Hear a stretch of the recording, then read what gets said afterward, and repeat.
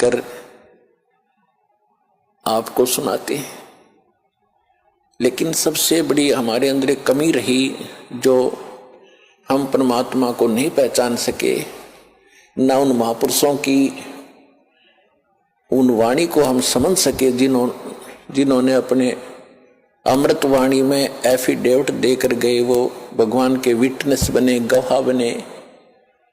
हम नहीं समझ सके क्योंकि हम अशिक्षित थे। हमारे पूर्वज जो थे वो श्रद्धालु गणे थे, विश्वासी बहुत थे, क्योंकि जो आत्मा अच्छी होती है वो विश्वास प्रत्येक पर कर लेती है।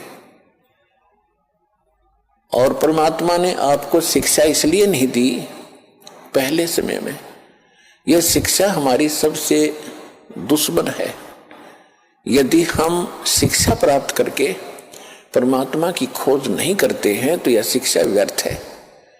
इस शिक्षा ने हमें अहंकारी बना दिया और मर्यादाहीन बना दिया, माया का अधीन बना दिया, माया ही जोड़ना एक उद्देश्य मान लिया।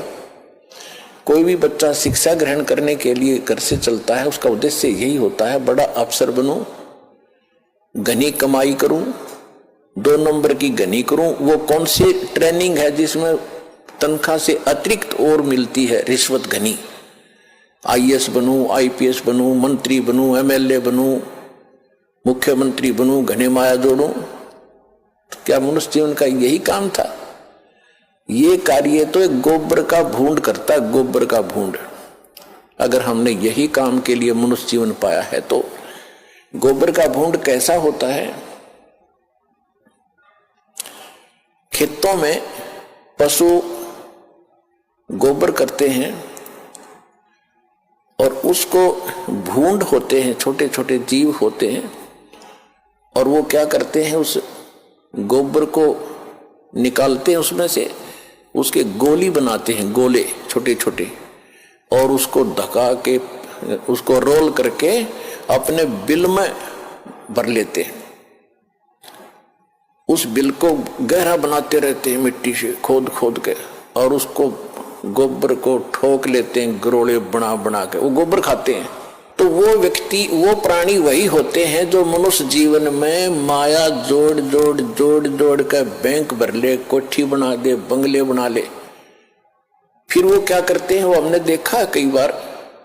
हम क्योंकि दास का जन्म किसान परिवार में हुआ, खेतों में जाना पड़ता था, पाली भी गए कई बार पशुओं को साथ के साथ। तो वो दोनों पति पत्नी भूंड गोबर को इकट्ठा करते हैं, अच्छा मोटा गोला बनाकर उसका, और फिर उसको दोनों धका कर ले जाते हैं, एक आगे से एक पीछे से, और मंडे रहे इतने पूरा ना खत्म कर लें, कहीं और ना ले जा और कम पड़ जा। और कभी कभी भैंस या गाय के पैर के नीचे आके वो दोनों ही मर जाते थे। वो गोबर दरा दरा रह जाता, इकट्ठा करा करा बिल में। तो यदि हम मनुष्य जीवन पाकर भी इससे काम लगे हैं, ये मंत्रियों के आप सुनते हो कि क्या इनके कैसी लीलाएं आप सुन रहे हो, किसी पर इतने घोटाले का आरोप है, किसी ने इतने पैसे इकट्ठे कर लिए, और ऐसे ये मंत्री, मुख्यमंत्री, प्रधानमंत्री, कोई हेलीकॉप्टर के उससे दुर्घटना से मर गए, कोई बीमारी से, कोई किसी और हादसे में मारे गए। वो गोबर जो इकट्ठा कराया था सारे जीवन में, वो धन वो यहीं रह गया, कोई ना जाने कौन बरतेगा। और वो भाई की तरह गधा बनकर जिस जिस से वो पैसे ले रखे थे सबके पूरे करेगा, रोएगा असंग जन्मों तक। तुमने उस दरगाह का मैल नहीं देखा और धर्मराज के तिल तिल का लेखा। तो इसलिए परमात्मा यहां आकर के हमें जगाते हैं, समझाते हैं कि बोली आत्मा, यदि परमात्मा की भक्ति नहीं करते हो और बाकी तुम ये इसी काम लगे हुए हो, तो ये मनुष्य जीवन वाला काम नहीं कर रहे, गोबर के भूंड का काम कर रहे हो। अब बात चली थी शिक्षा के ऊपर कि पहले आप देख रहे हो, दास भी देख रहा, घना लंबा समय नहीं हुआ है। सन 1951 में दास का जन्म हुआ।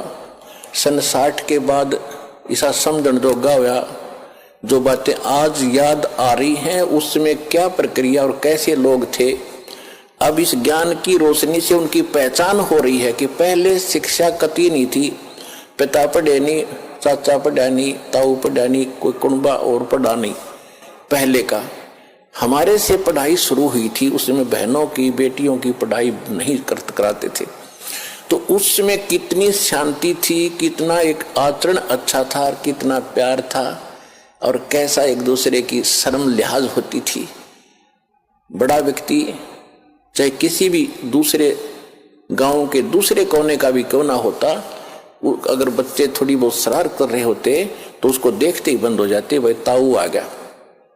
अरीब अब ताऊ चाहे कितना घूमो, गुटी लाकर गलियां बैठे रहे, और कितना व्यवहार बिगड़ गया। माया माया चाहिए, ना भाई बहन का प्यार, ना कितने रिश्तेदारी में लगाव रहा। विवाह पीछे होता है और मुकदमा कोर्ट में पहले जा लेता है। हद होगी भाई, इसी जीवन में अपने लफड़े में जीवन बर्बाद कर जाओगे। इसलिए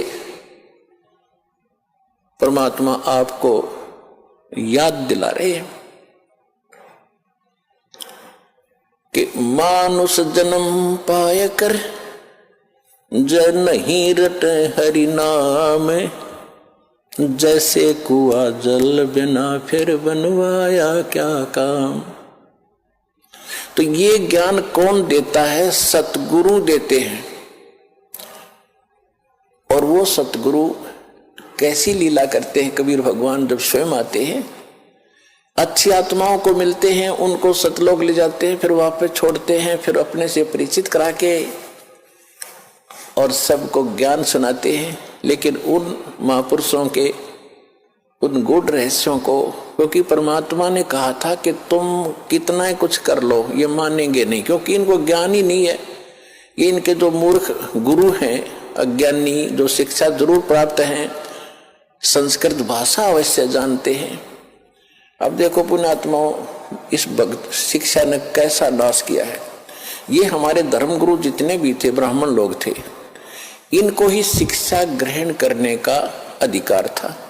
और शिक्षा किस लिए ग्रहण करने का अधिकार दिया था? कि तुम सदग्रंथों को पढ़ो, उनको समझो, वो संस्कृत भाषा में, और फिर हमें बताओ, हम धर्म कर्म ठीक करें, अपना कल्याण करवा लें।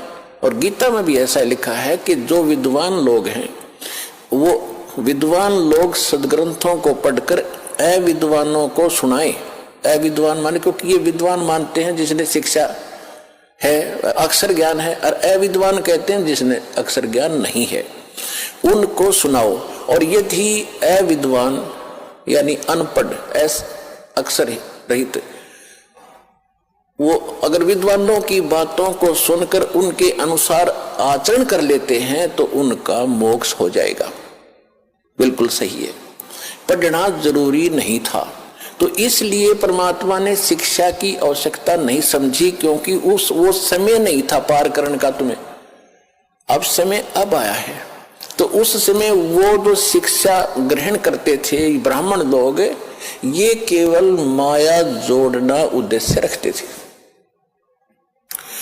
और काशी विद्यापीठ बनारस में जो बच्चा पढ़कर आता था ब्राह्मण का, उसकी बड़ी महिमा होती थी, और उसी से सभी अपने धार्मिक अनुष्ठान कराया करते थे, अच्छी दक्षिणा देते थे कि बड़ा अच्छा सदग्रंथों का ज्ञाता।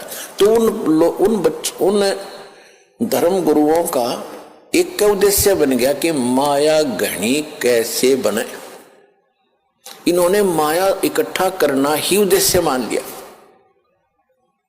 एक कड़ौली गांव है खरखोदा तहसील के अंदर, सोनीपत जिले में कड़ौली गांव का एक जाट था, निश्चल दास नाम था उसका, किसान का लड़का था। उसने जब वो समझन जोगा हुआ 10-12 वर्ष का, तो उसके मन में प्रेरणा हुई कि भी हमारे जितने भी सदग्रंथ, वेद, गीता, पुराण जो भी हैं, ये सारे संस्कृत भाषा में हैं, और मैं संस्कृत भाषा पढ़ूं। और ये और जो धर्म गुरु हैं, ये तो स्वार्थवश इनको पैसे लेते हैं और अटपट में लगा रखा है। मैं सदग्रंथों को पढ़ूंगा, वास्तविक ज्ञान करा करके फिर सच्चा ज्ञान लोगों को बांटूंगा फ्री में। तो इस उद्देश्य से उसने बनारस काशी विद्यापीठ में प्रवेश पाना चाहा शिक्षार्थ। तो उसके सामने एक समस्या आ गई कि वहां केवल ब्राह्मण के लोग बच्चों को ही, ब्राह्मणों के बच्चों को ही प्रवेश मिलता था। उसके लिए गांव से नंबरदार होते थे, सरपंच नहीं होते थे, उनसे लिखवा कर ले जाना पड़ता था कि इस गांव का ब्राह्मण का पुत्र है, उसको प्रवेश मिलता था। तो उसने एक नंबरदार ऐसे ही अशिक्षित होते थे, उसने आप पे लिख लिया कि ये निश्चलदार पुत्र फलाना गांव कड़ौली और ब्राह्मण का बेटा है, उसके दस्तखत करा लिए, वो प्रवेश पा लिया। प्रत्येक कक्षा में प्रत्येक वर्ष सबसे टॉप में आवे, संस्कृत भाषा सीख ली, बहुत अच्छा। जब शिक्षा पूर्ण करके वो चलने लगा तो जो प्रिंसिपल था वहां का, बनारस का जो ब्राह्मण प्रिंसिपल था यानी मुख्य अध्यापक था, शिक्षक था, उसकी एक कन्या विवाह के योग्य थी, युवती थी। उसने क्या सोचा कि इतना इंटेलिजेंट बालक है, इसने संस्कृत बहुत अच्छा सीखा है, ग्रंथों को भी खूब अच्छा पढ़ा है, और ये जहां भी जाएगा इसकी वाह वाह हो जाएगी और तेरी बेटी सुखी रहेगी, यू घना धन इकट्ठा करेगा। इसलिए उसने मन बना लिया कि इस बच्चे से अपनी बेटी को ब्याह दूं, विवाह कर दूं। जब वो निश्चल दास गया उसके पास, प्राचार्य के पास, प्रिंसिपल के पास, कि हे गुरुदेव, आपकी कृपा से आपका बच्चा अपनी शिक्षा पूर्ण करके अब सेवार्थ जा रहा है, मुझे आशीर्वाद दो, मैं सफल हूं जिस उद्देश्य को लेकर आया हूं। तो उसने कहा कि बेटा फिर गुरु को कुछ दक्षिणा भी देते हैं, दक्षिणा दे। दक्षिणा लो जी, मेरे पास क्या है, मतलब लगा कि वचनबद्ध हो जा। अच्छा जी, वचनबद्ध हो जा, मैं अपनी लड़की का विवाह तेरे से करना चाहता हूं, तुझे करना पड़ेगा। अब यहां फंस गया निश्चल दास धर्म संकट में, क्योंकि ब्राह्मण लोग अन्य जाति से विवाह नहीं करते थे अपनी बच्चियों, बेटा बेटियों का। अगर ऐसा उनको पता चल जाए तो वो हंगामा खड़ा कर देते। तो उसने सोचा ये घर अगर ऐसा हो गया तो गांव में ही विरोध होगा, फिर ये पूरा ग्रुप मेरा विरोध करेगा और बात बिगड़ जाएगी, और मैं ग्रस्त आश्रम अपनाना नहीं चाहता। फिर उसने बताया, गुरुदेव चाहे मुझे सजा देना और ते कुछ भी कहना, मैं एक सच्ची बात बताता हूं, मैं ब्राह्मण नहीं हूं, मैं जाट का लड़का हूं, कड़ौली मेरा गांव है, आप पता कर सकते हो। मैं इस उद्देश्य से आया था कि मैं इस ज्ञान को फ्री बांटूंगा, ये ब्राह्मण लोग इसका मूल्य ले रहे हैं, मैं वो मूल्य नहीं लेना चाहता। तो इतना गुस्सा कर गया वो ब्राह्मण प्रिंसिपल, कहने लगा तो दुष्ट, तूने धर्म भ्रष्ट कर दिया, ये कर दिया, तेरी हिम्मत कैसे बन गई, यहां धोखा दे के हमारा ज्ञान चुरा लिया। अब वेद और गीता को तो ये रजिस्ट्री करा रहे थे, अपना नाम बै करा रखी थी नकलियों ने। उस लड़के को कहा कि प्रतिज्ञा कर रखी है तूने? कहा जी, कि तू कभी संस्कृत भाषा का प्रयोग नहीं करेगा और किसी संस्कृत भाषा में कोई प्रवचन नहीं करेगा, और जा सकता है। और तुझे श्राप दे दिया उसने कि तुझे प्रतिदिन एक बार 1 घंटा बुखार बना करेगा ताकि तेरी गलती तुझे सदा याद रहे।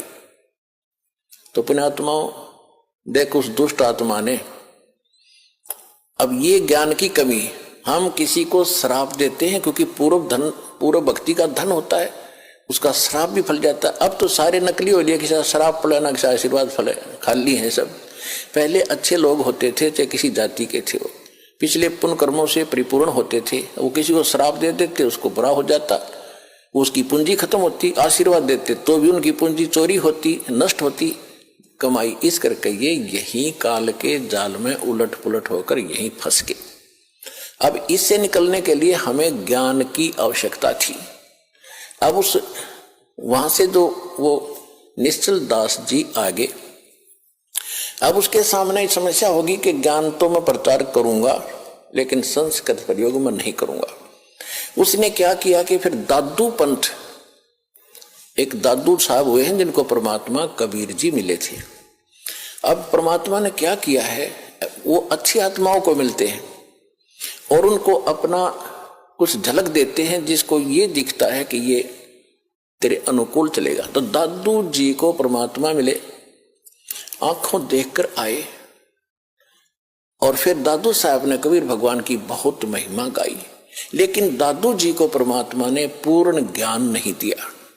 इसलिए नहीं दिया कि उस पंथ के लोग भी आज फिर वही गीत गा रहे होते जो आज हमने बताना था। लेकिन ये जरूर पक्का करवा दिया कि जो काशी में जो धानक थे वो परमात्मा है, जो बनारस में आए हुए थे वो मेरे सतगुरु वही है। जिन मुझको निज नाम दिया सोए सतगुरु हमारे, दादू दूसरा कोई नहीं ये कबीर सिरजनहारे। उन्होंने एफिडेविट दे दिए, विटनेस बन गए कबीर भगवान के। लेकिन आगे चल के उस पंथ में कबीर साहब का नामो निशान नहीं है। दादू पंथ में दादू जी को पूर्ण परमात्मा, दादू जी का कोई जन्म नहीं हुआ, अपने आप प्रकट हुए।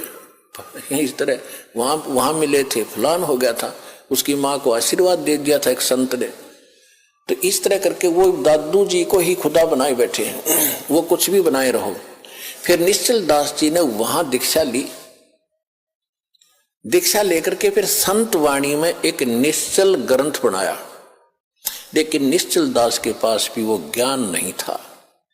वेदों के ही अटपट कर रखी है उसने, जैसा वेद गीता उसने समझा संस्कृत में, उन्हीं को फिर संत वाणी में लिख रखा है, उसमें कुछ भी नहीं। मैंने उसको खूब पढ़ा और देखा। तो कहने का भाव ये है कि पहले ये जो शिक्षा थी ये एक वर्ग के बांध रखी थी और अन्य अशिक्षित थे। परमात्मा ने इसलिए इस बुराई को अन्य समाज में नहीं जाने दे दिया कि ये कत्ती घर के रहेंगे ना घाट के। आज ब्राह्मणों को देख लो, जो भी पंडिताई करता उसका सर्वनाश हो रहा है। जो भी ब्राह्मण बना करता लास्ट में ब्राह्मणटी होगी इसकी ये हमने खूब देखा हुआ। ब्राह्मण मतलब ये नहीं कोई जाति कास्ट ब्राह्मण नहीं है, क्योंकि हमने ज्ञान से उठना ऊपर। इन संसारिक जो बंधन हैं, सीमाएं हैं, ये ज्ञान से अपने आप टूट जाएंगी। मेरे पूज्य गुरुदेव जी स्वामी रामदेवानंद जी, ये इसी हरियाणा के रहने वाले, दादरी के पास एक 45 गांव है। तो परमात्मा ने मेरे पूज्य गुरुदेव जी जो ब्राह्मण थे, जाति से ब्राह्मण थे, कर्म ब्राह्मण नहीं था, यानी ब्राह्मण ग्रुप में, ब्राह्मण समुदाय में जन्म हुआ था उनका। और वो अपना खेती थी, किसानी करते थे उनके माता पिता, और उनके भी जमीन थी 5-4 किले एकड़ जमीन उनके हिस्से में। उसके पिताजी के पास तो काफी जमीन थी, तो खुद पाली जाते थे। तो वो ब्राह्मण थे जाति के। जब उनको ज्ञान हुआ, हमारे पूज्य दादा गुरु जी उनको मिले, और मेरे दादा गुरु जी यानी मेरे गुरु जी के जो गुरु जी थे वो छावला गांव है दिल्ली में, नजफगढ़ के पास। उस छावला गांव के वो जाट थे और उन्होंने फिर काशी विद्यापीठ में, उसके बाद फिर ये हल्की हो गई थी। मतलब जैसे हमारे गुरुजी जो थे, हमारे दादा गुरुजी जाट थे और हमारे दादा गुरुजी के जो गुरुजी थे वो भी ब्राह्मण थे। और वो काशी विद्यापीठ वो पढ़ नहीं सके, उसने उन बच्चे को अपना गोद लेकर यानी अपना शिष्य बना के सर्टिफिकेट बना के भेजा कि काशी विद्यापीठ में पढ़ का। तो हमारे दादा गुरुजी थे वो काशी विद्यापीठ में 4 विषय के आचार्य बन गए। और उसके बाद फिर मेरे दादा गुरुजी को पंडित चिदानंद नाम था उनका, चिदानंद जी महाराज, उनको पंडित चिदानंद जी कहा जाने लगा, क्योंकि वो 4 विषय में के आचार्य बन गए, 4 विषय के, 4 सब्जेक्ट के। और उनका एक गांव है, उनका गांव गोपालपुर, तहसील खरखौदा, जिला सोनीपत, गांव गोपालपुर में एक आश्रम है छोटा सा, उस पे लिखा हुआ है पंडित चिदानंद आश्रम गोपालपुर। दास उसको देख कर आया है। तो कहने का भाव यह है कि हमारे दादा गुरुजी जाट होते हुए पंडित कहलाए और मेरे पूज्य गुरुदेव जी ब्राह्मण होते हुए वो ब्राह्मण नहीं, एक संत कहलाए, स्वामी संत। तो ये जाति कर्म से है, अपनी जन्म जात से नहीं होती। जैसे आज कोई भी लड़का, जैसे हमने देखा एक जाट और जहां दास सर्विस करता था नहर विभाग में, वहां चिनाई का काम करता था, राजमिस्त्री कहलाता था, राजमिस्त्री। और गांव में भी उसने राजमिस्त्री कहते थे, जाट होते हुए भी। तो इसी प्रकार एक ब्राह्मण का लड़का दिल्ली में नाई की दुकान खोल रहा है, बार्बर, तो उसको राजेश बार्बर कहते हैं, जबकि वो पंडित है वर्ण से, लेकिन कर्म से वो बार्बर नाई कहलाता है।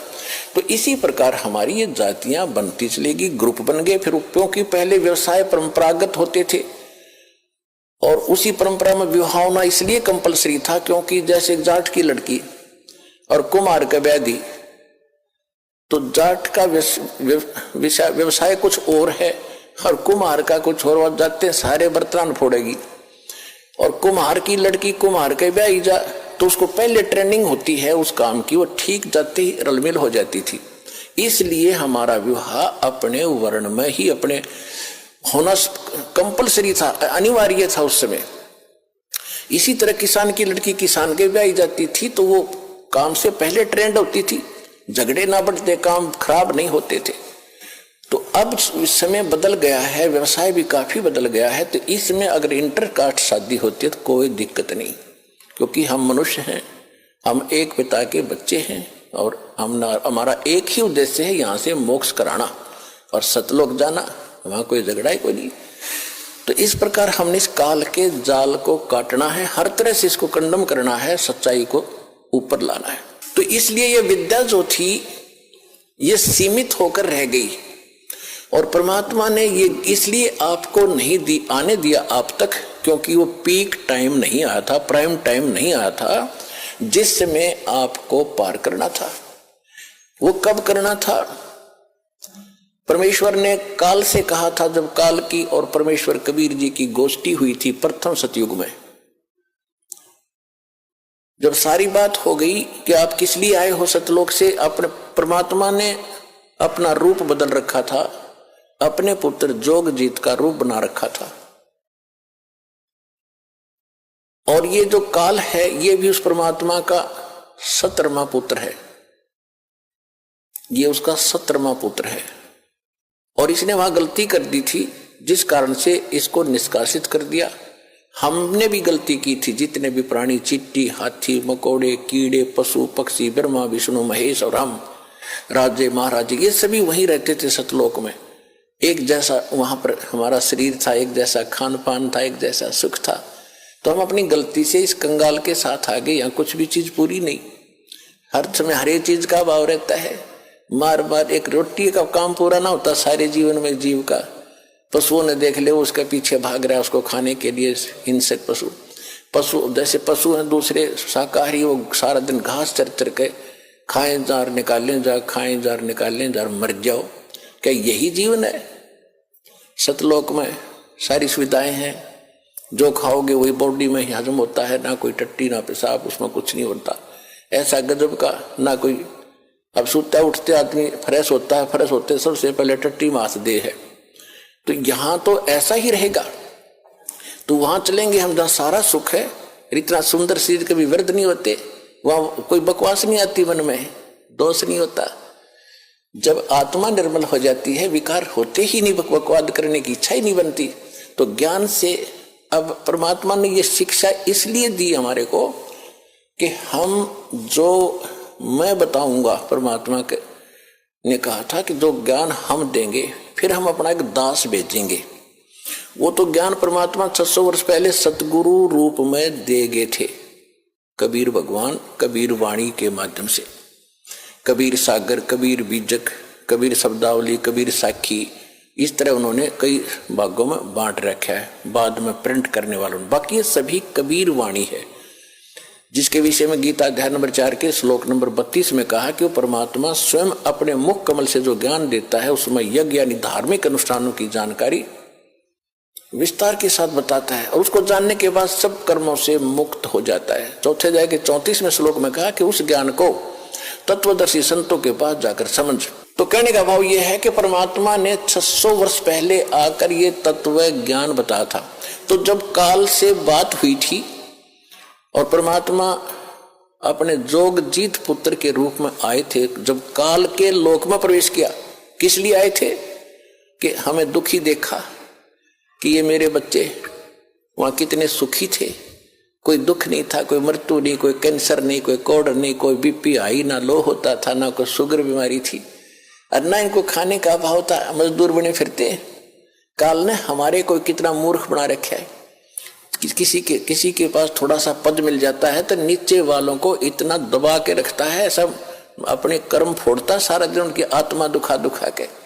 चाहे कोई फैक्ट्री मालिक है, चाहे कोई IAS IPS अधिकारी है, या कोई डॉक्टर इंजीनियर जज है, ये नहीं देखते तुम कर क्या रहे हो, क्योंकि ज्ञान नहीं है। किसी की आत्मा दुखावे होए उसका, ये परमात्मा के बच्चे हैं। आप कहते हैं जो तगड़ा व्यक्ति और निर्बल को सताता है उसकी आत्मा रोती है। आत्मा रोती है क्योंकि वो मुकाबला तो कर ही नहीं सकता किसी भी तरीके से। ताकतवर मीन जैसे कोई पद की ताकत है, पोस्ट की ताकत है, या वैसे अपने कोई घर कबीले में घने व्यक्ति हो जाए उनकी ताकत है, स्वयं बलशाली है। तो इस तरह का व्यक्ति गरीबों को सताता है, अपने से नीचे वालों को इतना तंग करता है कि जितना वो कर सकता है बिना ज्ञान के।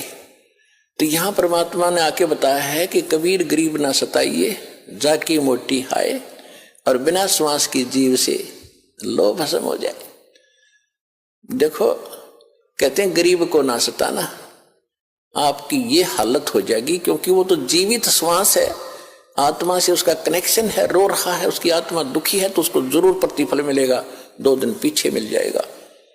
उदाहरण दिया है कि जैसे पहले एक धौंकनी होती थी, पशु के चाम की बनाई जाती थी, और लोहार और सुनार लोग उसी का प्रयोग करते थे। उसमें ऐसे एक हैंडल सा लगा लेते थे, उसको पकड़ के ऐसे करते थे, आगे उसका एक छोटा सा सुराख होता था उस चमड़े में, और वहीं से वो हवा लेती थी और फिर ऐसे छोड़ते थे, वो हवा फूंक मारती थी अग्नि में, ऐरन में, जहां पर लोहे को गर्म किया जाता था, पिघलाया जाता था। तो परमात्मा कहते हैं कि वो बिना जीव की श्वास यानी मरे हुए जीव पशु की खाल की श्वास ने लो को भस्म कर दिया। और ये तो जीवित सांस है, आहे जो आए है। कहते ये गरीब ने ना सताइए, जाकी मोटी हाय, और बिना जीव की श्वास से लो भस्म हो जाए। और तुम तो जीवित श्वास को दुखी कर रहे हो, तुम्हारा क्या हाल हो जाएगा। तो इस काल ने हमें न्यों भी एक दूसरे के साथ अपने कर्म बिगाड़ने के लिए सिस्टम पूरा फिट कर रखा है कि इनकी बिरान माटी कर दूं, और फिर ये अपने वो एक दूसरे का किया कर्म यहाँ भोगते रहे और आजीवन दुख पाते रहे। और परमात्मा इसलिए आते हैं कि ये बुरा करते हैं अनजाने में। आज किसी की चोरी की, निंदा की, उसका अगले जन्म में फिर देना पड़ता है। कोई दामाद बनकर लेगा, बेटी भी लेगा, धन भी लेगा, और फिर मर जाएगा, और बेटी विधवा होगी, फिर उसके पालन पोषण में बच्चों के लागा रहेगा वो मूर्ख। तो ये तो यहाँ का की व्यवस्था है, इसको समझना पड़ेगा। और उसी को समझाने के लिए भगवान आए कि मेरे बच्चे देख कितने दुखी हो गए, इनको वहां कोई अभाव नहीं था, देख किसी अक्ल मारी गई इनकी। तो जिस माता पिता के बालक बिगड़ जाए किसी कारण से भी, उसको चैन नहीं पड़ता। जब तक उसकी पार बसाओगे उन्होंने सोचेगा ये कभी सुधरे और वापस आ जा, और फिर मैं सीने से लगा लूं, इनको सारी संपत्ति दे दूं, मैंने क्या करना है। तो वो हमारा पिता है। हम गलत आदमी इस काल के आके फंस गए। ये गंदा आदमी है, ये कति झूठा कपटी, हर तरह से हमें मूर्ख बनाकर यहाँ पर फांस रहा है। इसको श्राप लगा 1 लाख मनुष्य शरीरधारी प्राणियों का आहार करने का। इसलिए हमें पाल रहा है, अपने स्वार्थ से सारी बुराइयां करवाता है।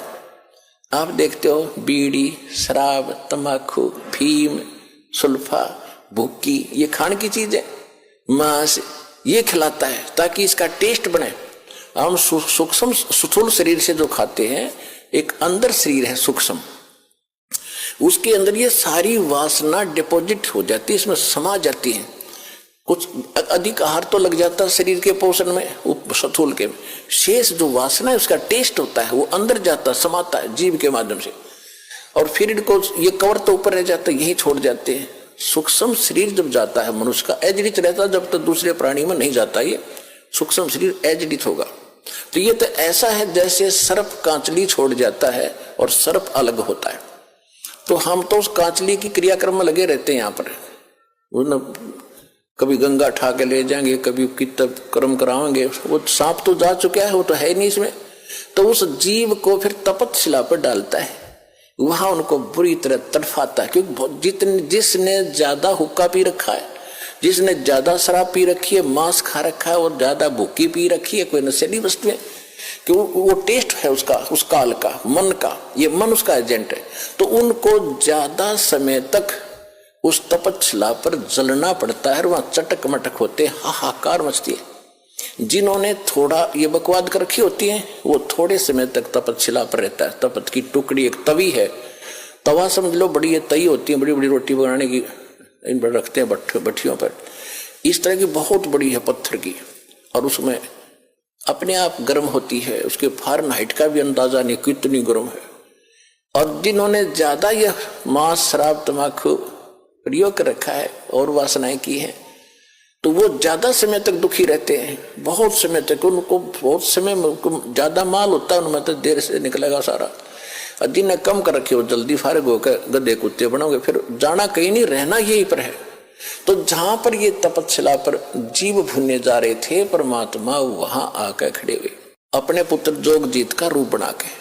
उधर से काल ने पहले तो उन बच्चों को समझाया जो वहां दुखी हो रहे थे, वो पूछ रहे कि हे परमात्मा, परमात्मा के वहां पहुंचते ही कबीर भगवान के, उनकी सब की जलन बंद होगी।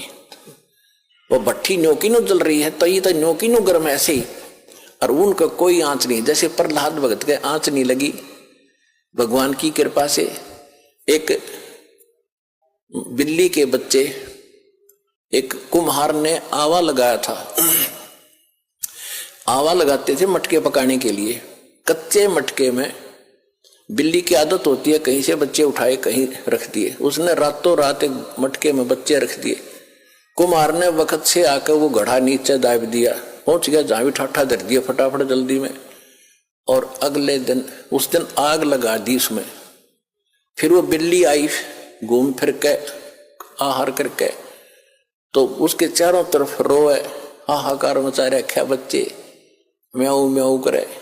तो कुम्हारी बड़ी दयालु थी, भक्त सी भगवान की, पूर्व जन्म की, वो संस्कार देखो कैसे बिगड़ते हैं और कैसे बनते हैं। तो उस कुम्हारी को पता लग गया कि ये तो बिल्ली के बच्चे इसकी मटके में रह गए और अब हमारे वश से बाहर की बात हो गई।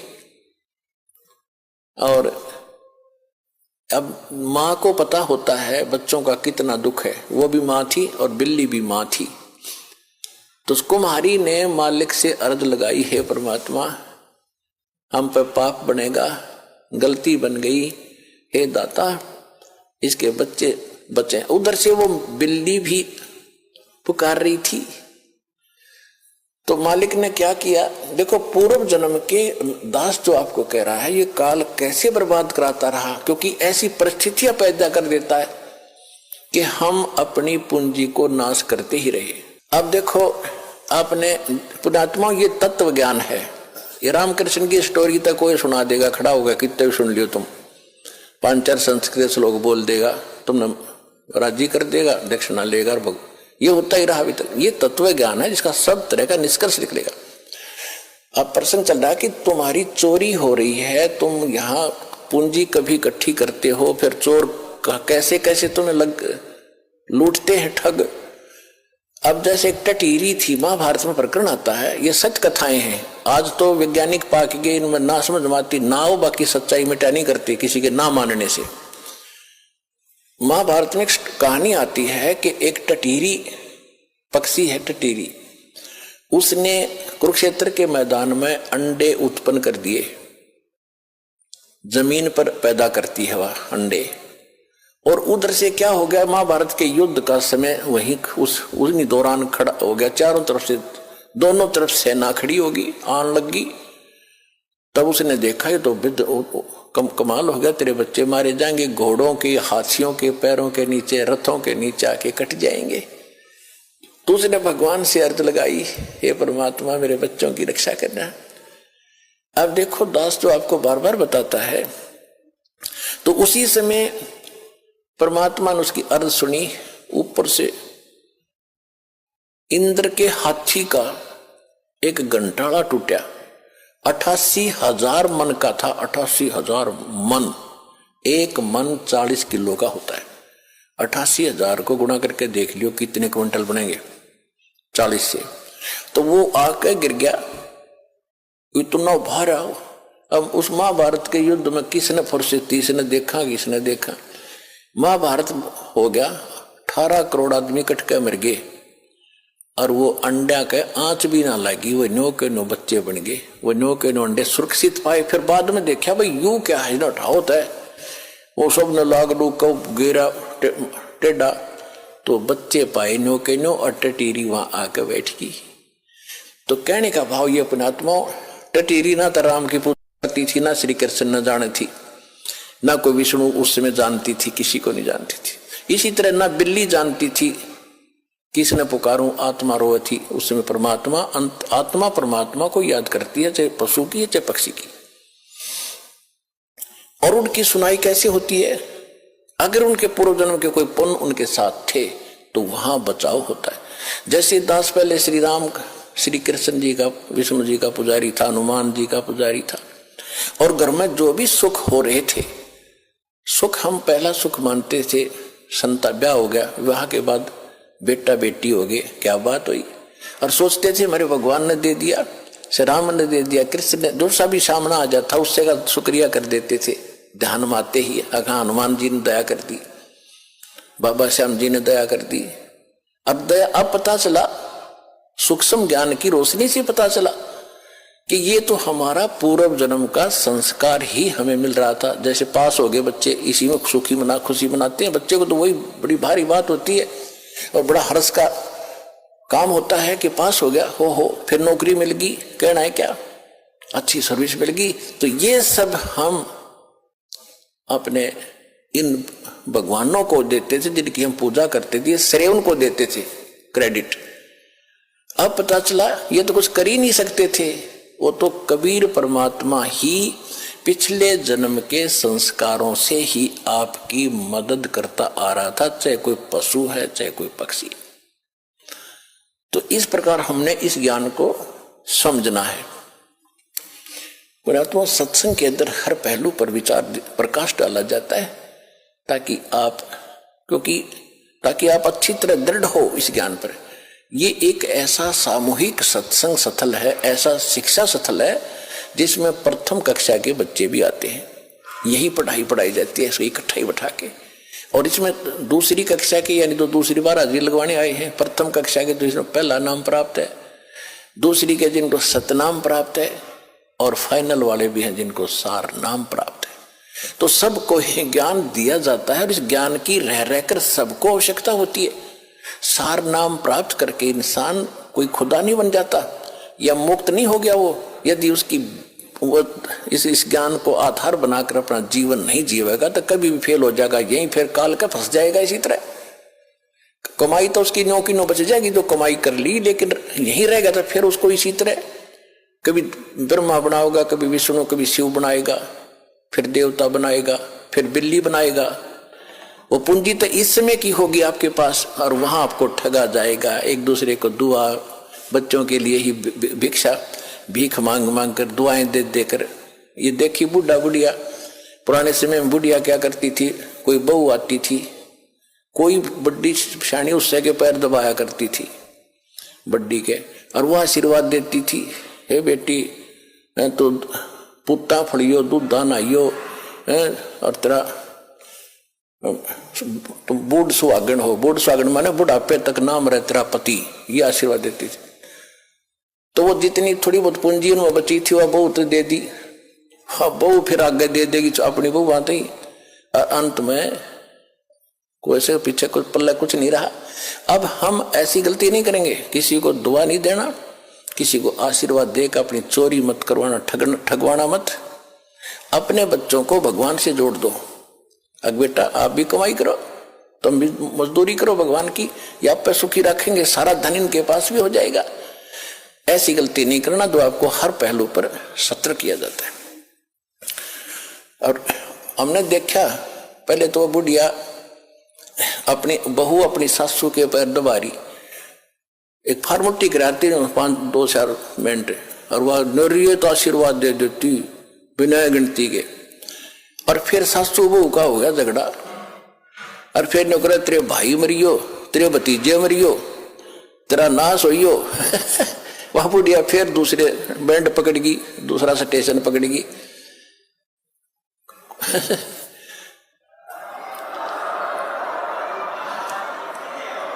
तो 9 प्लस माइनस करके कुछ तो दुआ में खोए, कुछ बद दुआ में खो दिया। बुढ़िया गुतरी बन गई, गधी बनकर घूमे, फिर अपना खाली होगी। तो ये वो चोरी हो रही है,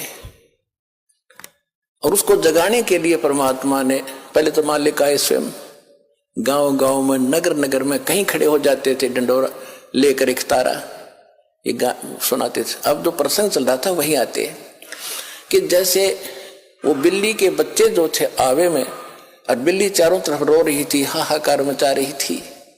उधर से प्रहलाद भगत भी एक ऐसे पिता का जन्मा था जो कति नास्तिक और खुद भगवान बना बैठा था, लेकिन वो पिछले संस्कार का बालक था। कभी इसी जन्म में उसने भक्ति की थी, वो भक्ति की अब तभी तक कसक उसमें थी। राक्षस परिवार में भी जन्म लेकर उसमें भक्ति की आस्था थी, तो पिछले जन्म का पुण्यकर्मी प्राणी था। और उस पिछले पुण्य से ही उसकी कबीर परमात्मा ने ही नरसिंह रूप धारण करके उसकी मदद की थी। इन विष्णु वैष्णु का व्योत नहीं था। अब धीरे धीरे आपके प्रकाश में आएगी सारी कहानी। अभी तो मूर्ख बना रखा था हमने, सिर्फ एक सटोरी सी बना के छोड़ दी थी, कथा सुना दी थी। प्रहलाद को क्यों बचाया, अन्य को क्यों नहीं बचाया कभी ऐसा?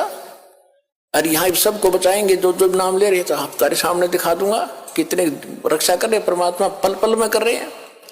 ऐसी ऐसी दुर्घटना सुनाते हैं बच्चे, ऐसी ऐसी परिस्थितियों में परमात्मा मदद करते हैं। अब प्रत्येक के साथ कर रहा है। वो पिछले जन्म के थे, अब ताजे और बना दिए हमने, अब इनसे भी साथ होगा भगवान, इनके प्रतिफल भी आपको देना शुरू कर देगा।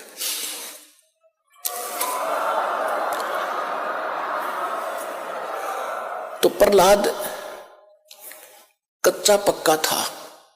प्रहलाद के पिता ने बचपन से तो भगवान की भक्ति करता था, लेकिन विष्णु का पुष्प जैसे भी सुना ज्ञान किसी ऋषि से, नारद जी ने उसको गर्भ में शिक्षा दे दी थी, जो वो गर्भ में था मां के।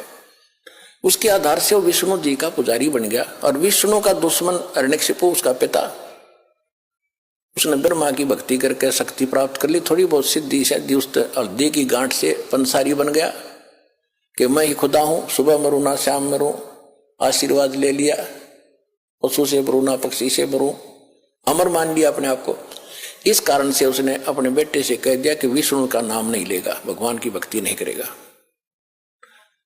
अब वो कुछ उसको क्या किया कि एक सांडा और मुर्का नाम के 2 भाई थे ब्राह्मण, वो आचार्य थे, गुरु थे, जो उस प्रहलाद को और वहां के अन्य ब्राह्मणों के बच्चों को पढ़ा करते। ये खुद भी ब्राह्मण था हिरण्यकशिपु।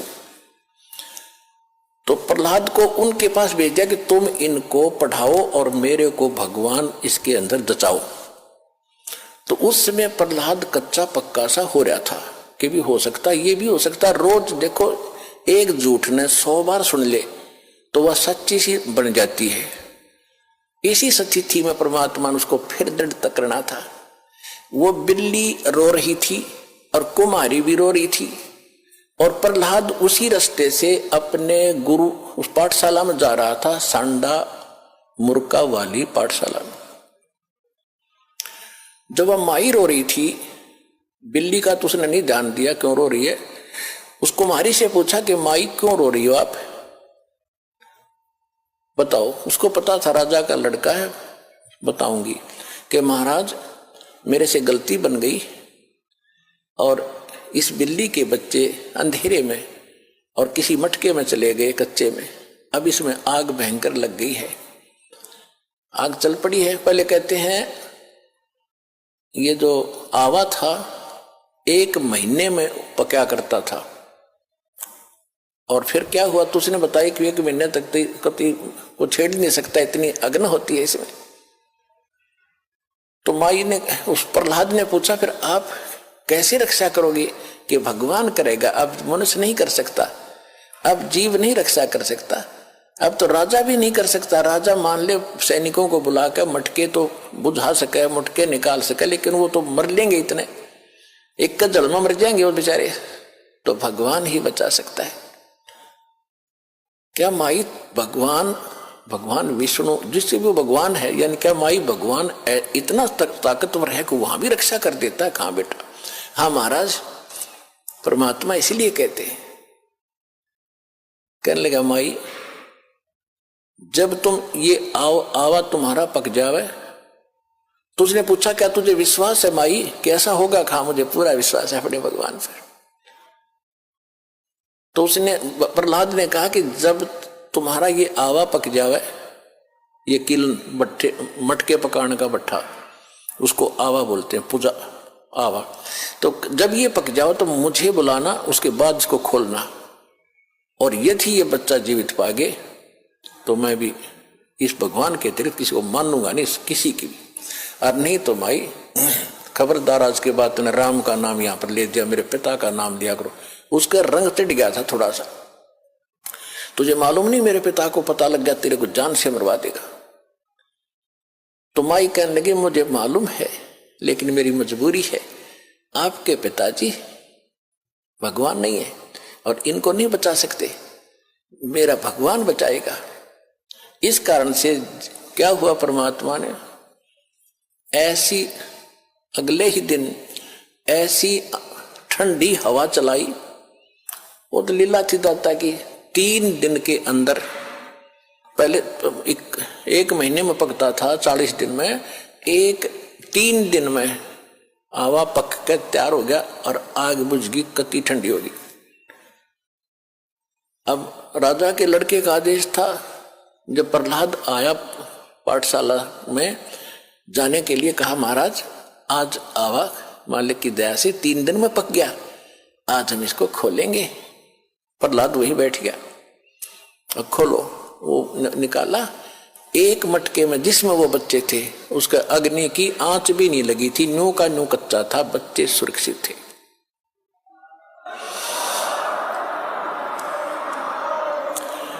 तो उस दिन से प्रहलाद को दृढ़ विश्वास हो गया कि सचमुच भगवान ही कर सकता था, मेरा पिता यहाँ कोई का कोई रोल नहीं था, तो बेसिक राजा है और बेसिक ये भगवान कहता।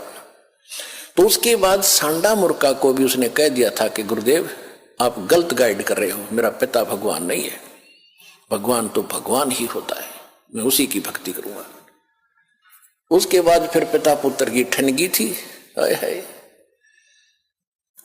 पावेगा अपना किया रे, भोगेगा अपना किया, हरे मन तू पावेगा अपना किया रे, भोगेगा अपना किया रे।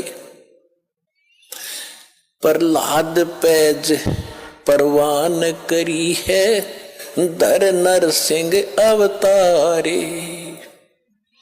प्रहलाद पैज परवान करी थी, धर नरसिंह अवतारे। दीन दयाल दया कर उतरे, एरना कुछ उदर वेदारे, मन तू पावेगा अपना किया रे, भोगेगा अपना किया रे। गरीबदास साहिब जी को परमात्मा कबीर जी मिले थे, गांव छुड़ानी, जिला झज्जर, हरियाणा में। ये किसान थे, जाट थे, खेतों में बहुत बड़े लैंड लॉर्ड थे, 1500-1600 एकड़ जमीन थी, और वहां अपने ही खेतों में पाली गए हुए थे, गौवें चरा रहे थे। वहां सतलोक से परमात्मा अपने विधान अनुसार कबीर जी जिंदा महात्मा के रूप में आकर उतरे थे। वहां एक कुंवारी गायों का दूध पिया था दाता ने, कबीर भगवान ने अपने आशीर्वाद से कुंवारी गाय ने दूध दिया बछिया ने, और वो पिया था, वहां का दूध नहीं पिया था। फिर गरीबदास जी को प्रथम मंत्र देकर सतलोक लेकर गए थे, सारा कुछ दिखा के गरीबदास जी को वापस छोड़ा था, पूरे ज्ञान योग से परिपूर्ण कर दिया था। तब उसने कहा था कि प्रहलाद पैज परवान करी। प्रहलाद ने तो दृढ़ता कर ली थी, प्रतिज्ञा कर ली थी कि मैं भगवान की भक्ति करूंगा, हिरण्यकशिपु की नहीं करूंगा। बाप तो है लेकिन भगवान नहीं है। कहते उसकी जो पैज थी, प्रतिज्ञा थी, उसको परवान करना यानी उसको सिरे चढ़ाया, उसकी रक्षा की, उसको सफल बनाया। और दीन दयाल कबीर भगवान दया कर उतरे, वहां से अवतरित हुए ऊपर सतलोक से, और हिरण्यकशिपु उदर विदारे, हिरण्यकशिपु का पेट पाड़ के आंत काट दी बाहर, नरसिंह रूप बना के। अपना आत्मा ये है तत्व ज्ञान। अब धीरे धीरे आपका कत्ती देखो, वो जूठा फेट हो रहा था, वो तो नकली पैंट था, अब ये रेग मार लगा रहा दास साथ में, और ये असली पैंट ही बोगा अपने, और ये कभी नहीं उतरेगा। ये फेड भी ना होता फिर सदा एक सही रहेगा।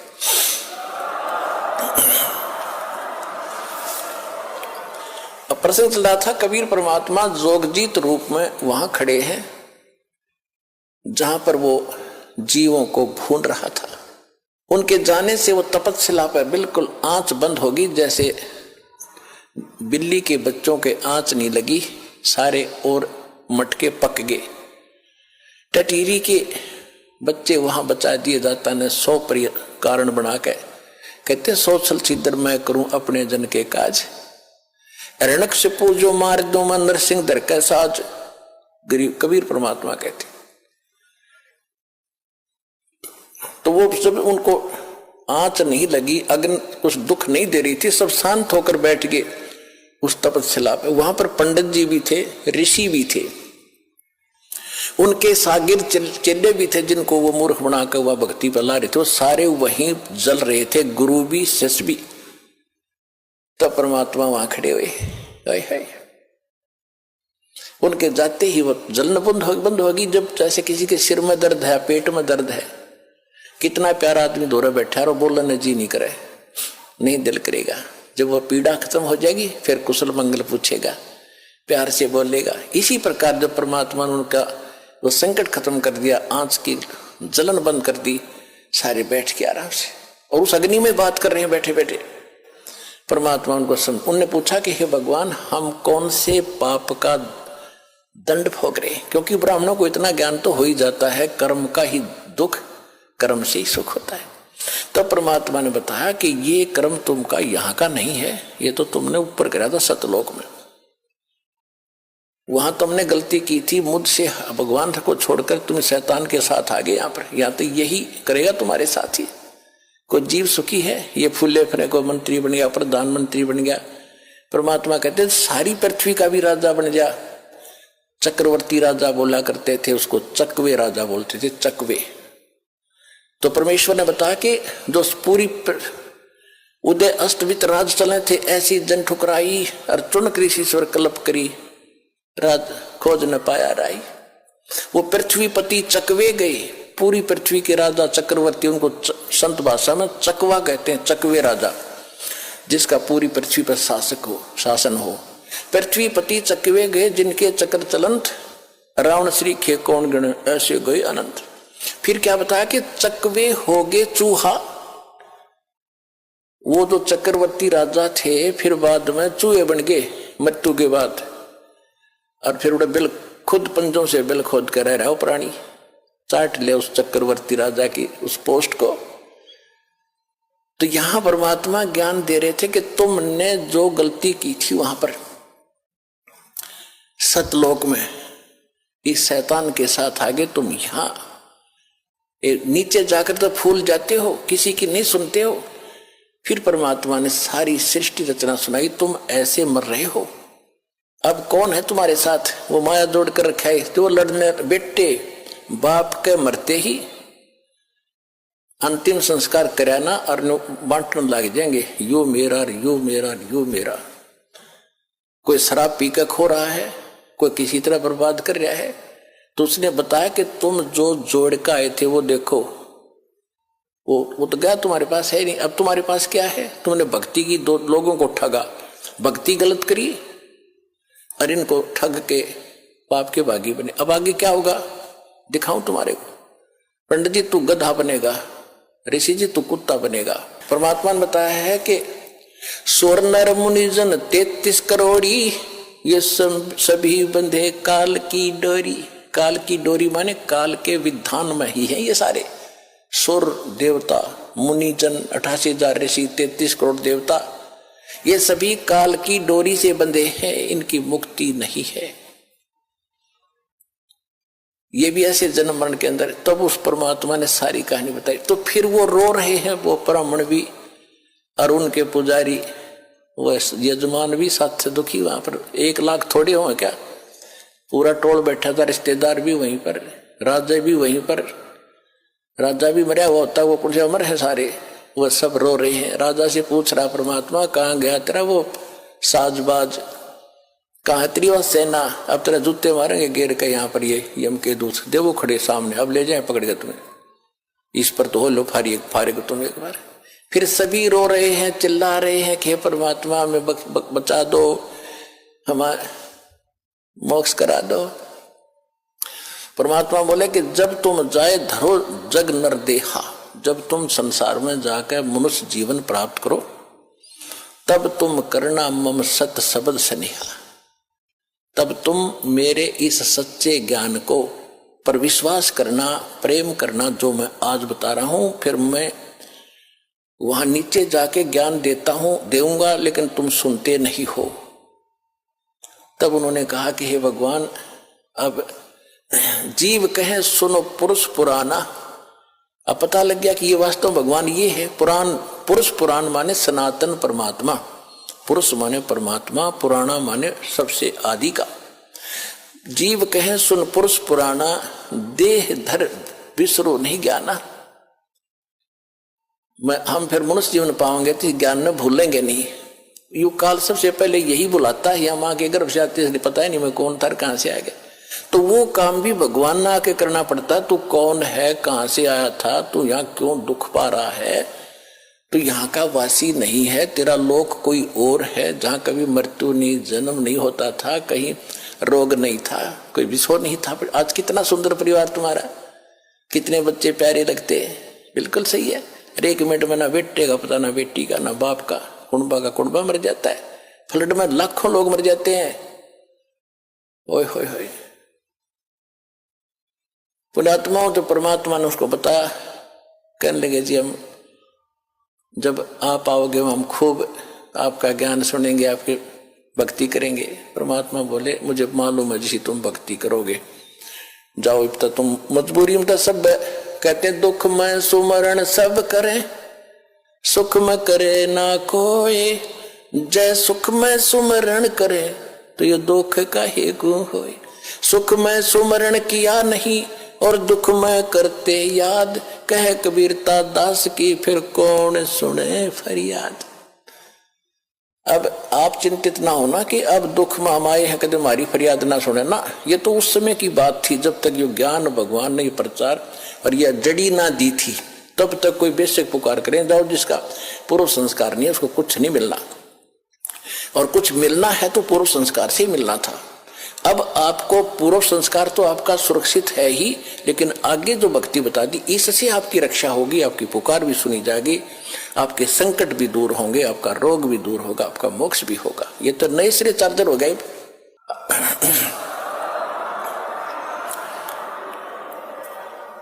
तो वो तो उनके लिए बोली गई थी वाणी, जब भक्ति वो गलत कर रहे थे तब कह रहे थे तुम अब ठीक है, तुम्हारा पूर्व संस्कार का तुम्हें मिल रहा है, जब तक तुम्हारी बैटरी चार्ज रहेगी, पूर्व जन्म के पुण्य तुम्हारे साथ है, कितनी को बद करो, कितने खोटे काम करो, वो तो सारी मिलेगी।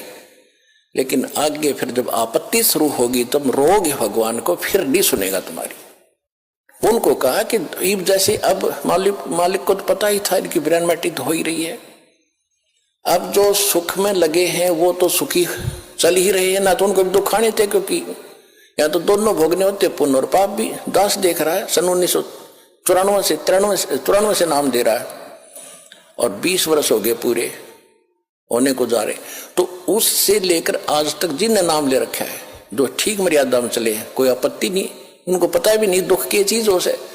और यहाँ आप देख रहे हो 90% नए आ रहे हैं जो हाहाकार मची है, हाहाकार सब क्या दुखी, कोई कैंसर है, किसी का कुछ है। हमारी आत्मा भी रोती है, बैठकर बाद में याद करते हैं, हे परमात्मा आपके बच्चों का क्या हाल हो गया, आप पर दया करोगे दाता, इनकी बुद्धि भी आप ही बदल सकते हो। ये तो रंग रखे, रंग में काल ने मेरे एजेंट छोड़ रखे कि आपका एक दास ये ज्ञान बताने वाला और लाखों करोड़ों की संख्या में इनको बहकाने वाले, आप पर दया बख्शोगे तभी यह बात शरह चढ़ेगी, हमारे जीव की बस की नहीं। क्योंकि भगवान जब दया बख्शेंगे, जब आप सच्चे दिल से यो मान लोगे Kabir is God, nothing else, और कोई मदद कर भी नहीं सकता। तो ये सारा ज्ञान सुनाने का दास का उद्देश्य भी यही है कि आपको सब प्रमाण दिखा के ये सिद्ध कर दूं कि ये परमात्मा है, इसके बिना सुख कोई दे नहीं सकता, कर्म संस्कार बदल नहीं सकता। और ये अब आपको मिल गया, इसका विधि मिल गई, ये दास ने जो विधि बता दी, ये भगवान मिल गया आपने। जैसे पानी प्राप्त करना है, पानी प्राप्त करने के लिए हैंडपंप लगाने की विधि बता दी, हैंडपंप सफल कर लिया तो पानी मिल गया, राम मिल गया आपको, यहीं पर राम मिल गया। और वहां सतलोक में जाओगे तो वहां तो परमात्मा है ही सब कुछ आपका, ये काल का लोक है, इसे बाहर निकाल कर आपको सुख होगा। यहाँ सुख तो ये अस्थायी है, यहाँ सुख भी दे देंगे, राजा बना दिया फिर गधा बन जाएगा। परमात्मा ऐसी गलती ना करने, आपको ऐसा नहीं देंगे। अब भगत हो गए तो अपने हिसाब से तुम्हें यहाँ से निकालने के तरीके अपनाओगा, यहाँ की जो आवश्यक सुविधाएं वो अवश्य देगा, दयालु है। लेकिन आप मांगोगे बकवाद तो वो नहीं देगा, तो उसको मालूम है।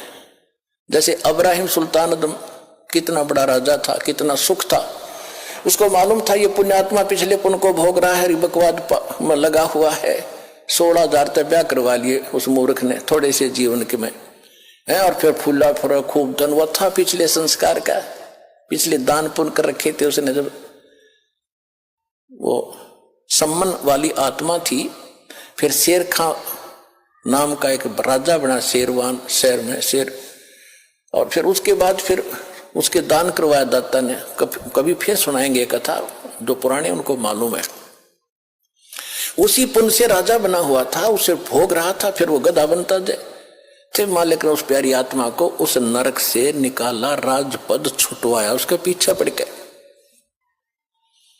और जब उसने ज्ञान हुआ तो उसका समझ में आया सचमुच मैं तो गधा था, कति बेगार कर रहा था। फिर परमात्मा ने कह भी दिया था कि जा अब्राहिम, अब ज्ञान तुझे होगा तो राज कर ले।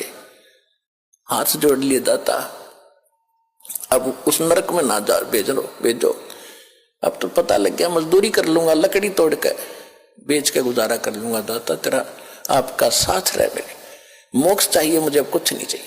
और हम मांगे भगवान से ये दे दे, ये दे दे, वो दे दे, मांगने की जरूरत नहीं। आने के बाद या तो आपने मांगने की जरूरत नहीं, बालक नहीं, आप उसके बच्चे हो।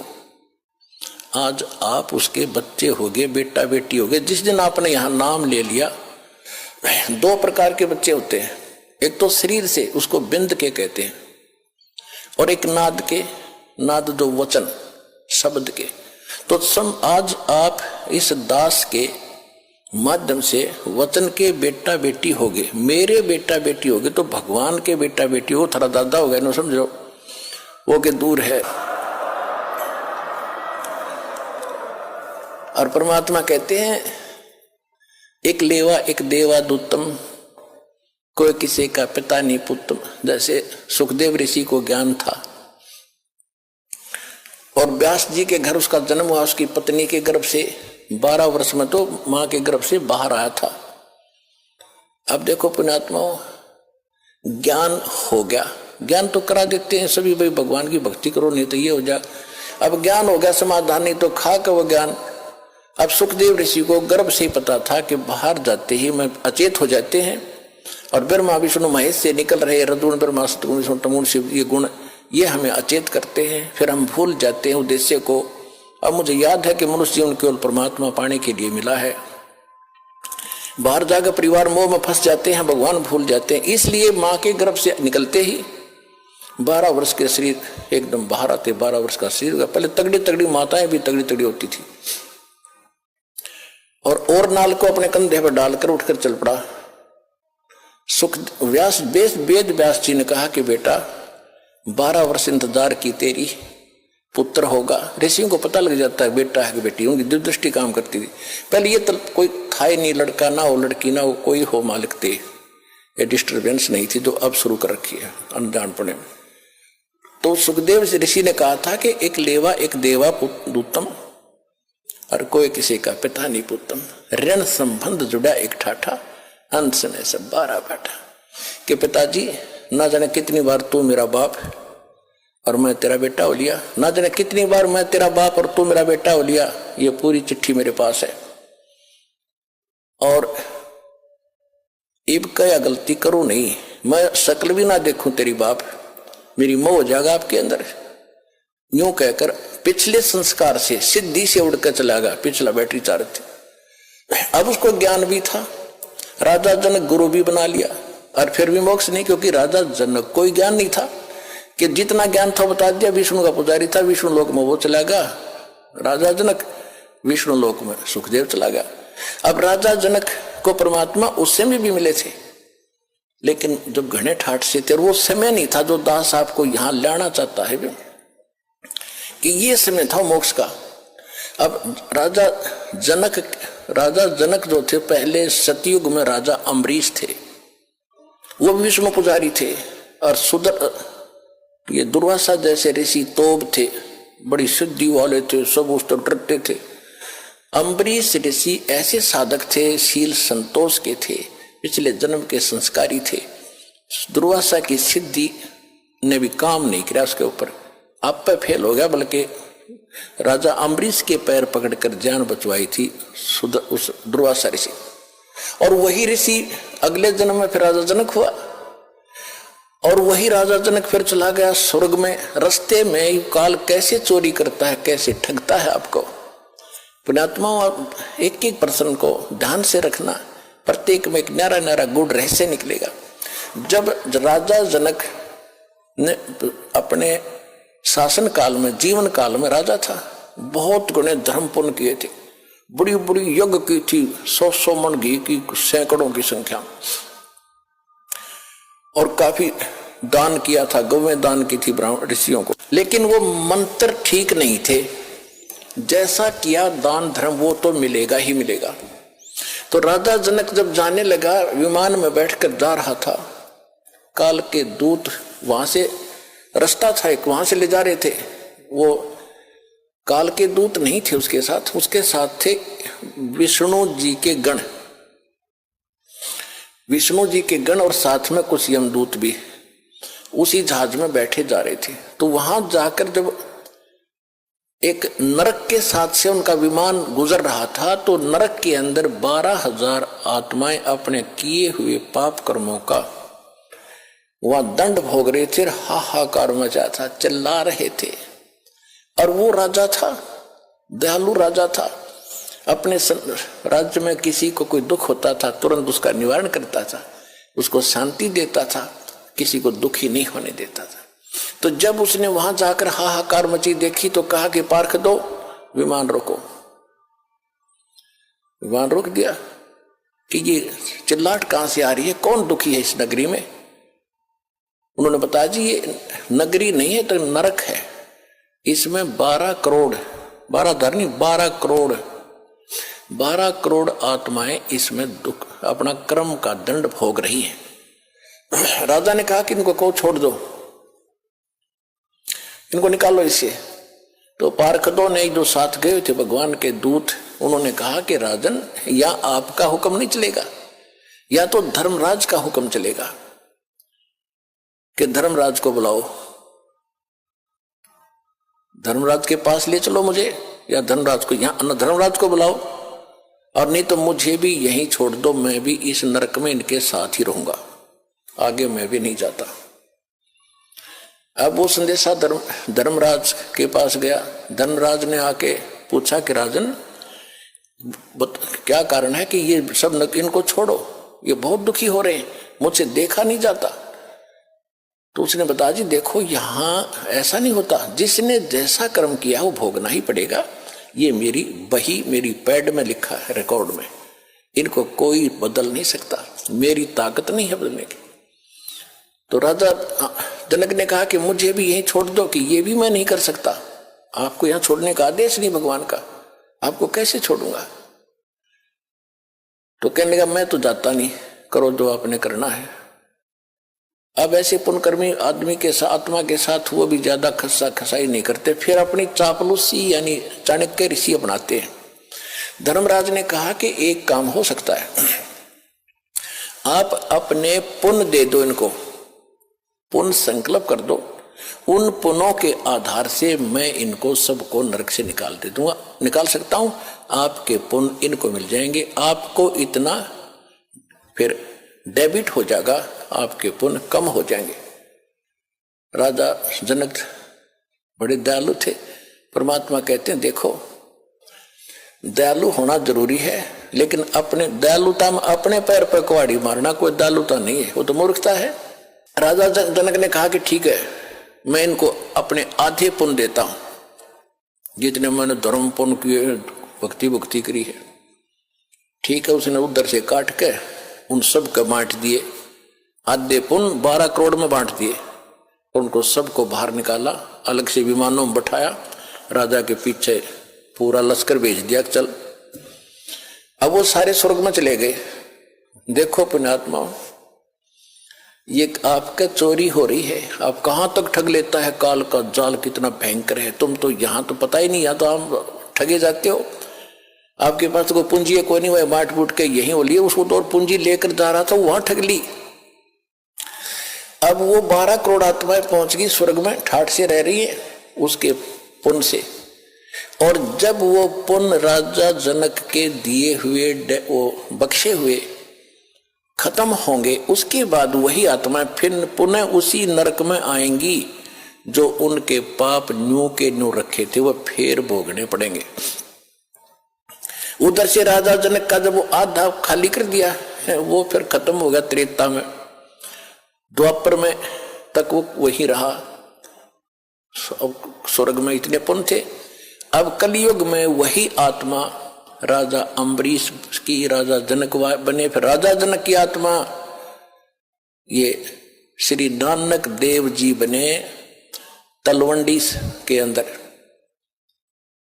तलवंडी पंजाब यानी पाकिस्तान के अंदर एक तलवंडी गांव है, वहां पर एक कालू राम मेहता खत्री यानी अरोड़ा, उसके घर जन्म हुआ।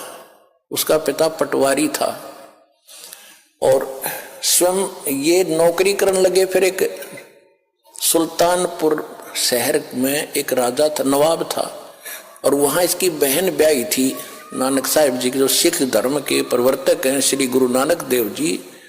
ये आदरणीय आत्मा कहाँ थी? अम्बरीश, सतयुग में राजा अम्बरीश, लाखों करोड़ों सेना इसके साथ, और हाथ जय जयकारो थी। राजा जनक, लाखों सैनिक, लाखों नौकर इसके हाथ जोड़े खड़े रहते थे। और फिर वही अपने पुण्य से खत्म करके क्या बने? स्वयं सुल्तानपुर के नवाब के एक मोदी खाने में नौकर बने। अब परमात्मा याद दिलाते रहे, बड़ी आत्मा अब सुन ले इस विधान को जो हम बताने जाते हैं, चाहते हैं। जब तक हम कबीर परमात्मा की भक्ति नहीं करेंगे, मोक्ष नहीं हो सकता, चाहे कितना कुछ बन ले। अब नानक साहिब जी मोदी खाने में नौकरी करते थे। सुल्तानपुर शहर के पास एक नदी बहती थी, बेई नदी। वहां सुबह सुबह सभी उस शहर के लोग स्नान करने जाते थे। परमात्मा काशी में प्रकट थे उस समय, कबीर जी एक वहां पर मिले। जब नानक साहिब जी स्नान करने गए थे तो पहले दिन तो चर्चा हुई कि मैं कबीर हूँ, काशी में रहता हूँ, धानक का काम करता हूँ, मैं तो आपसे ज्ञान पूछने आया हूँ, मुझे ज्ञान बता दो, मुझे ज्ञान का पता नहीं है, आप तो महापुरुष हो, बड़े भक्त हो। गुरु नानक देव जी जो थे ये हिंदू थे, कालूराम मेहता के इनके घर जन्म था, और इन्होंने ब्रजलाल पांडे से गीता पाठ पढ़ा। गीता पढ़ा करते थे, उसका ज्ञान सुना करते थे। उसके आधार से विष्णु जी को पूर्ण परमात्मा मान लिया था। श्री कृष्ण जी भी विष्णु अवतार माने जाते हैं। तो ये बातें होकर परमात्मा चले गए। दूसरे फिर कुछ दिन के बाद फिर उस दिन परमात्मा ने सारी बता दी थी कि विष्णु की यह स्थिति है, कृष्ण की ये स्थिति है, इसे मोक्ष नहीं हो सकता। और गीता में ये खुद गीता ज्ञानदाता कहता तू उसकी शरण में जा तब तेरा मोक्ष होगा। वो कौन है, मुझे इसका ज्ञान बता दो, फिर मैं आपको गुरु बना लूंगा। तो उस समय तो नानक जी को दुख हुआ, क्योंकि और भी बैठे थे सरोता। तो कबीर साहब उठकर चले गए कि ये नाराज हो जाएगा, आगे नहीं सुनेगा। लेकिन रात को चक्कर बंद गया कि ज्ञान सारा का सारा सच्चा, मैं तो गलती कर रहा हूं। अब के वो कभी आए, किसी प्रकार मुझे दर्शन दे, सारा ज्ञान सुनूंगा। कुछ दिनों के बाद फिर इसी प्रकार स्नान करने के लिए उसी प्रतिदिन जाते ही थे।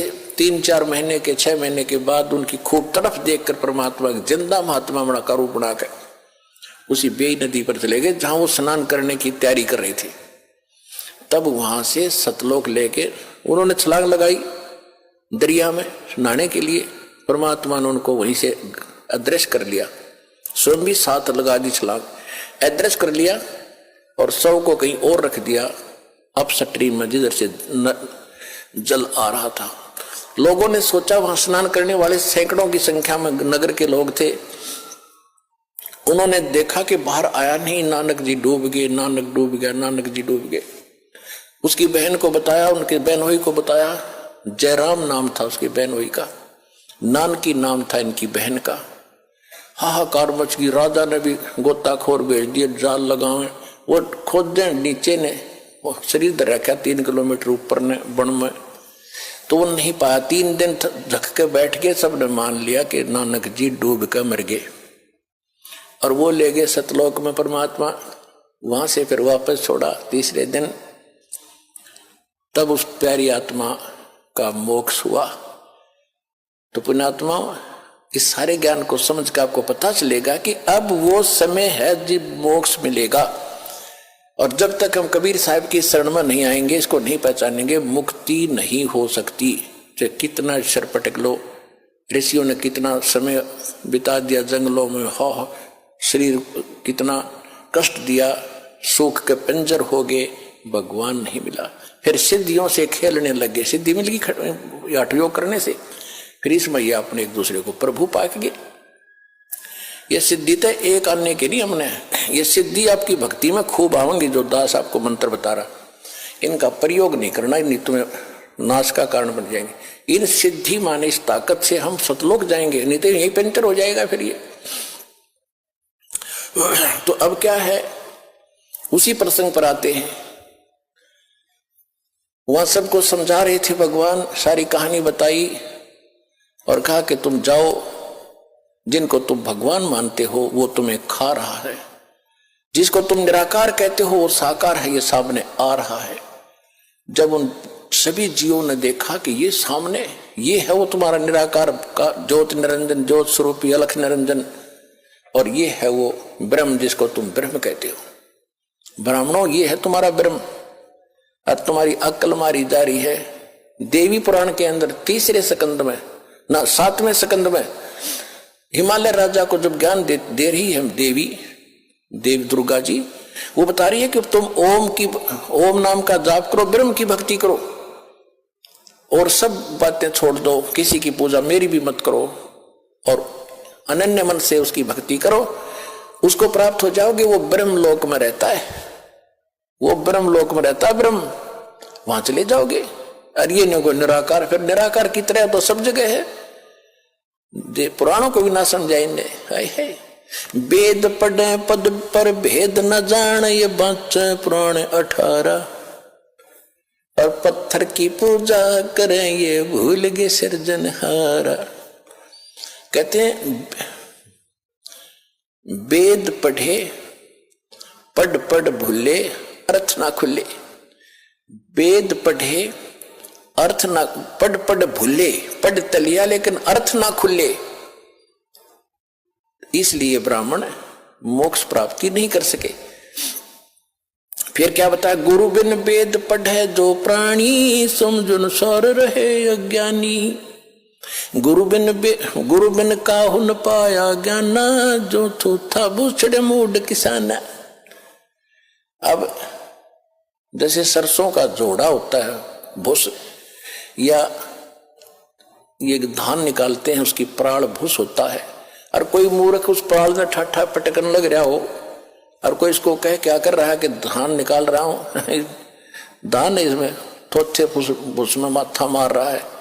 तो जब तक सतगुरु नहीं मिलेगा तो ये अन्य साधनाएं हैं थोथा भूस कुटना, तो इससे कुछ लाभ नहीं होना, कितना प्रयत्न कर लो। वो तो धान गेहूं नो के नो धान हो, जब मारे क्या पटक पटक गरड़ गल पड़े ढेर लाग जाए थोड़ी देर में। तो वो सतगुरु आज ये दास है उस परमात्मा का भेजा इस कलयुग में, ये याद रख लियो। ये दास इसलिए बार बार रिवाइज कर रहा है कि अपनी महिमा हमने आपको बतानी पड़ी। परमात्मा खुद आए थे, हम ही अलख अला हैं कुतुब गोस और पीर, गरीबदास खालिक दनी हवरा नाम कबीर। ए स्वामी सृष्टा में सृष्टि हमारे तीर, दास गरीब अधर बसों में अवगत सत कबीर। पर ना समझ आई, जब स्वामी रामानंद जी को परमात्मा ऊपर ले गए, सारी स्थिति दिखाई, जब छोड़ा, जब मान गए कि दो ठोर है एक तू भया एक से दो, और गरीबदास हम कारणे आए हो जग मगदो। बोलत रामानंद जी सुनो कबीर करतार, गरीबदास सब रूप में तुम ही बोलनहार। जब भगवान बता रहे थे सबको, कोई नहीं माना, वो भी रामानंद ने इसलिए मारना पड़ा कि आंखों देख आया। तो पुण्यात्माओं, यहां भगवान ने अपनी महिमा बतानी पड़ी, इस दास ने भी अपना बतानी पड़ी कि मैं उस कबीर का दास हूं जो सारी सृष्टि का मालिक है, और वो ज्ञान और सतगुरु आज ये दास है।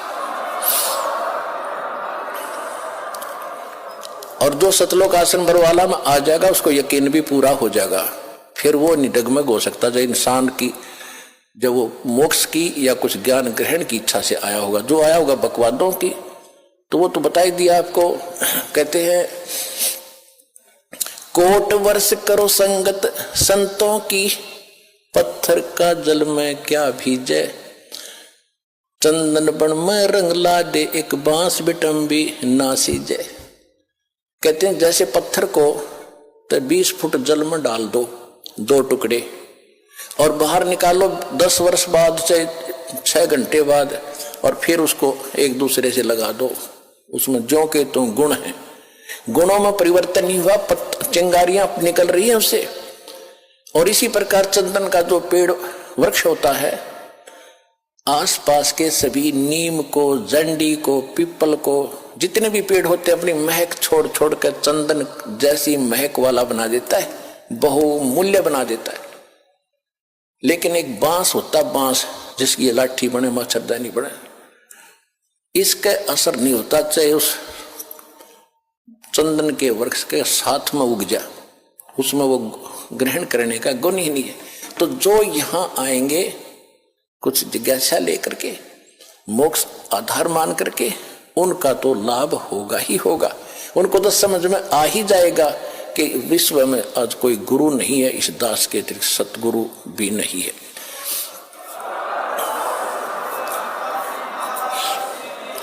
और जो आए होंगे उस पत्थर जैसे, बांस जैसे व्यक्ति हैं, उनका असर होना ही नहीं। वो तो वही फिर कबाड़ में वे क्या करें, कि तो किले में चढ़े जाया करें, पत्थर और काम के आएंगे। तो इस प्रकार के जो व्यक्ति हैं, जिनको इतना ज्ञान, इतना प्रमाण देखकर भी असर नहीं हो रहा कि ये सचमुच कोई बात अलग है, तो वो बताया है कि कोट वर्ष करो संगत संतन की, जैसे पत्थर का जल में क्या भीग गए, और चंदन बन में रंग ला दे एक बांस विटम्बी ना सींचे। तो इसी प्रकार परमात्मा ने बताया कि देखो ये आ रहा तुम्हारा भगवान, और तुम वेद पढ़ो और गीता पढ़ो और पुराणों को सत्य मानते हो। और पुराणों में ये लिखा है, वेद में कहीं लिखा है, श्री देवी पुराण के अंदर 5वें स्कंद में 414 पृष्ठ पे ये लिखा वेद व्यास जी ने कि सतयुग के ब्राह्मण वेद के पूर्ण विद्वान होते थे और दुर्गा की पूजा करते थे, खाक विद्वान थे वह। वेद गीता वेदों का सरल रूप समझ लो। ये तो आप आम जानते हो, आम हिंदू समझ सकता, उसमें सरलार्थ भी है। कहीं है गीता में